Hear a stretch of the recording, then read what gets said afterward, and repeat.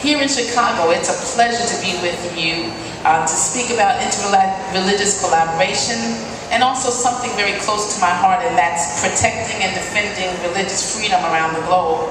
As the Ambassador at Large, I am the principal advisor to the President of the United States and the Secretary of State on how to promote religious freedom. I'm very pleased to work with ISNA and other colleagues as well on these issues, and I want to come here today and say it. But the other reason this year, as I'm sure you've lifted up in other interviews, is because of the growing Islamophobia, the kind of anti-Muslim bias which seems to be spreading in our country as a result of this preoccupation we have with issues of security and the need to demonize other communities as a result of, as a cause of our anxieties. We had this last year the awful case of the Quran burning threatened in Florida and later carried out there by what I think you and I would say is a very extremist fringe of the Christian community, but nonetheless put a kind of face on the Christian community for many worldwide. The Peter King hearings, which targeted the whole Muslim community, trying to seek out terrorists in their midst in a way that casts suspicion over the whole of the community.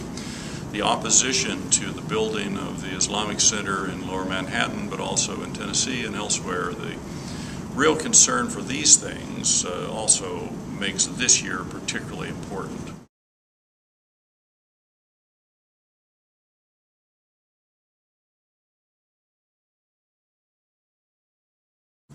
I just think it's a wonderful opportunity living in this country where we do have the First Amendment that guarantees freedom of religion. You know, this country was built and founded on that basis. And of course, Quakers know so well how precious that is and how terrible it is when you lose that. And so, you know, we really need to re-exert that original understanding of what America's about. I think there's right now kind of a battle for the true America. Could the true America stand up? And we need to remind ourselves and others that the true America was founded on religious pluralism, on the rights of all religions, and seeking refuge from religious persecution in any form, whatever form that takes. So just going back to the original message of the Quakers and of this country, really. All right, so my name is Amina Jindali. I'm the Director of Content for Islamic Networks Group, or ING.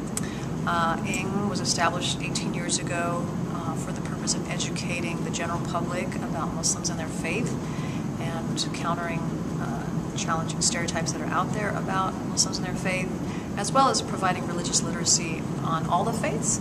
So we have two major programs. The first is the Islamic Speakers Bureau, and through that vehicle we go out to different institutions, including schools, colleges, corporations, hospitals, and educate them about Muslims in the context of either social studies or history in schools, or in the context of cultural competency in the service institutions. The other major branch or program that we have is the Interfaith Speakers Bureau, where we include the 5 major world religions who go into schools, universities, etc., and present a very brief introduction to their religions, and then talk about contemporary issues, shared values, just depending on what the audience wants. So those are 2 distinct programs, and we also have affiliates across the country who duplicate our work in their local communities. Well, it's particularly important right now because of all of the misunderstandings, the Islamophobia, which I don't really like that as a term, but it seems to be the term that is current, surrounding Islam, the question of Islam and Sharia, Muslims and the state, terrorism. There's just so much out there in the news, in politics. Right now it's kind of the new boogeyman, and it has been to some extent since 9/11 or even before 9/11, but I think in the last couple of years it's really accelerated, and as we go into the new election cycle, it's probably going to be brought out again and used to basically divide people and to make political gains. Well, obviously if you live in an area where there are bureaus, or speakers bureaus, or Muslim communities that are capable of presenting on the topic, having them come into your church or your local faith community and educating the public, because there is a lot of misinformation, inviting them to interfaith events where, you know, often the Muslim position is not there, although over the past few years, increasingly you're seeing interfaith events where they do want to have that Muslim speaker, making a place for them at the table. and then helping to combat the bigotry. Whether it's Quran burnings, whether it's some of these hearings, standing up and saying, we've seen this before, we've seen it with the Jews, with the Catholics, with the communists, with the Japanese, and we're not going to see this again. We're going to stand with our Muslim brothers and say enough is enough already. People have the right in this country to practice their religion, they have the right to freedom of speech, and we're just not going to allow this to happen again. So I think that's really important as well for the faith community to stand by their Muslim brothers and sisters and just say enough already.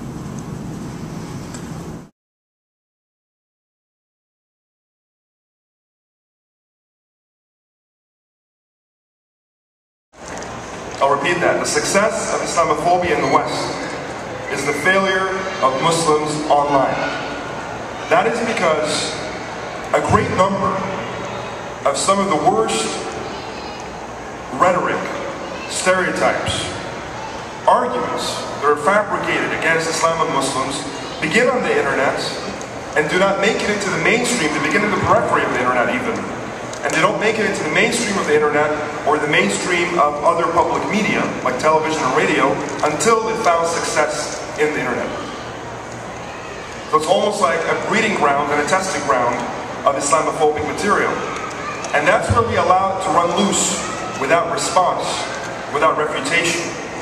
Because while Muslims are relatively weak online, anti-Muslims and Islamophobes are pretty strong online and they're pretty well organized. They're spending a lot of money. They're organized, they're mobilized. They have a clear strategy, clear agenda.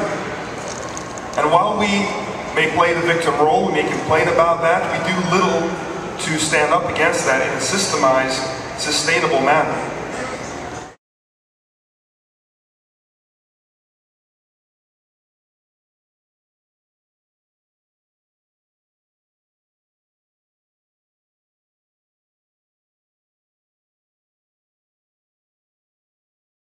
Many of these grassroots organizations and movements and things that are happening, they're happening with technology online.